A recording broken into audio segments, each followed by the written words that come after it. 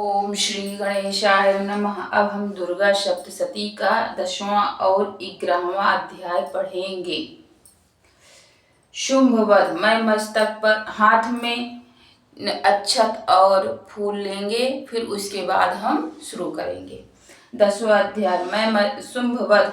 मैं मस्तक पर अर्धचंद्र धारण करने वाली शिव शक्ति स्वरूपा भगवती कामेश्वरी का हृदय में चिंतन करता हूँ। वे तपाए हुए सुवर्ण के समान सुंदर हैं।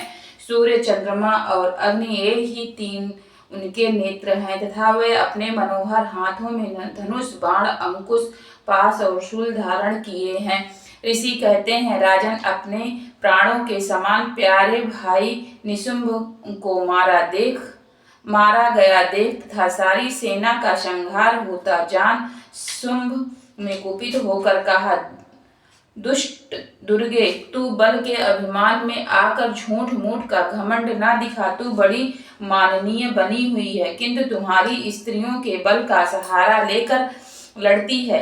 देवी बोली, ओ दुष्ट, मैं अकेली ही हूँ। इस संसार में मेरे सिवा दूसरी कौन है?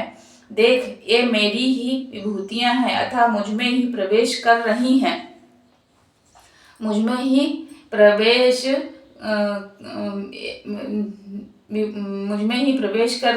तदंतर ब्रह्माणी आदि समस्त देवियां अंबिका देवी के शरीर में लीन हो गई। उस समय केवल अंबिका देवी ही रह गई। देवी बोली, मैं अपना ऐश्वर्य शक्ति से अनेक रूपों में यहाँ उपस्थित हुई थी। उन सब रूपों को मैंने समेट लिया। अब अकेली ही युद्ध में खड़ी हूँ। तुम भी स्थिर हो जाओ। ऋषि कहते हैं, तदंतर देवी और शुंभ दोनों में सब देवताओं तथा दानवों को देखते देखते भयंकर युद्ध छिड़ गया। बाणों की वर्षा तथा तीखे शस्त्रों एवं दारुण अस्त्रों के प्रहार के कारण उन दोनों का युद्ध सब लोगों के लिए बड़ा भयानक प्रतीत हुआ।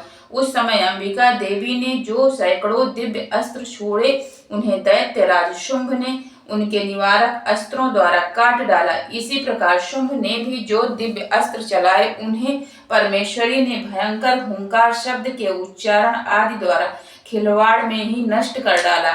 तब उस असुर ने सैकड़ों बाणों से देवी को आच्छादित कर दिया। यह देख क्रोध में भरी हुई उन देवी ने भी बाण मारकर उसका धनुष काट डाला। धनुष कट जाने पर फिर दैत्यराज ने शक्ति हाथ में ली, किंतु देवी ने चक्र से उसके हाथ की शक्ति को काट गिराया। तत्पश्चात दैत्यों के स्वामी शुंभ ने 100 चांद वाली चमकती हुई ढाल और तलवार हाथ में ले उस समय देवी पर धावा किया। उसके आते ही चंडिका ने अपने धनुष से छोड़े हुए तीखे बाणों द्वारा उसकी सूर्य किरणों के समान उज्जवल ढाल और तलवार को तुरंत काट दिया। फिर उस दैत्य के घोड़े और सारथी मारे गए। धनुष तो पहले ही कट चुका था। अब उसने अंबिका को मारने के लिए उद्यत हो भयंकर मुग्दर हाथ में लिए उसे आते देख देवी ने उसने तीक्ष्ण बाणों से उसका मुद्गर भी काट डाला। जिस पर भी वह असुर मुक्का तान कर बड़े वेग से देवी की ओर झपटा। उस दैत्यराज ने देवी की छाती में मुक्का मारा। तब उन देवी ने भी उसकी छाती में एक चाटा जड़ दिया। देवी का थप्पड़ खाकर दैत्यराज शुंभ पृथ्वी पर गिर पड़ा, किंतु पुनः सहसा पूर्ववत उठकर खड़ा हो गया।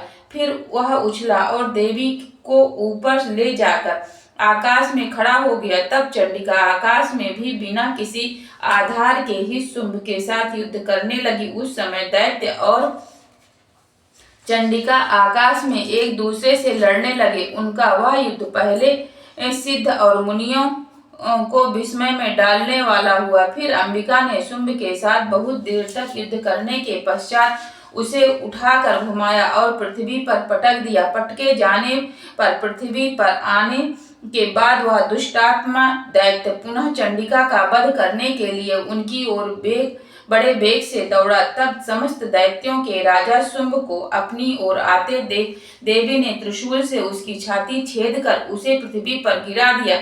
देवी के त्रिशूल की धार से घायल होने पर उसके प्राण पखेरु उड़ गए और वह समुद्रों, द्वीपों तथा पर्वतों सहित समूची पृथ्वी को कांपता हुआ भूमि पर गिर पड़ा। तदंतर उस दुरात्मा के मारा जाने पर संपूर्ण जगत प्रसन्न एवं पूर्ण स्वस्थ हो गया तथा आकाश स्वच्छ दिखाई देने लगा।